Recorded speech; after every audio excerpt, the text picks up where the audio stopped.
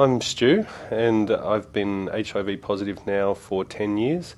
I started taking medication probably 5 years ago, 6 years ago. Well, good sex for me has actually changed a little bit over the last 3 to 5 years, I would actually say. Definitely in my 20s and early 30s, good sex was extreme sex, and it was adventurous sex, and it was taking risks, and it was exploring extremes and limitations and boundaries and things like that. I guess the way that has changed for me, these days is that I have become more a seeker of sensuality rather than, hardcore stuff. I do enjoy that stuff in a time and place, but for me, I've noticed, especially in the last year and recently while I travelled around Europe, what I was seeking was something gentler and something with more connection and intimacy with other guys.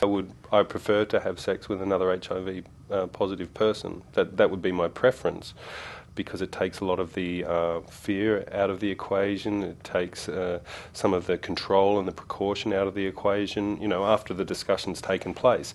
And so, of course, that allows for much more relaxed and enjoyable sex.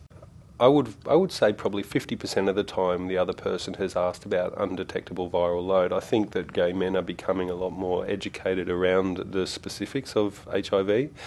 And I actually find that really supportive, because in a way it tells me that they've done a little bit of research, they know what's going on, and so they probably know how to look after themselves as well. Well, I guess my message is in a way similar to POS guys. I think there can be a lot of shame around being HIV positive, and from where we've come from, there has been stigma and a reason to not feel shame, but to be cautious about talking about your status and things like that. Often, I think, with gay men, a lot of focus has been on lust and the act of sex and all that sort of stuff.